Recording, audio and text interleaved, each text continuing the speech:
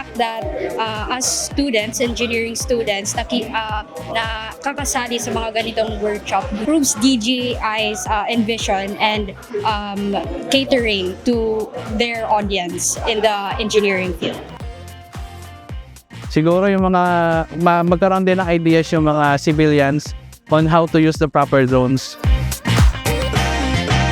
The drone enterprises which the DJI may offer, it will help us less personnel in the field and the safety which we consider, and the time frame which job can be done easily and faster unlike the conventional way.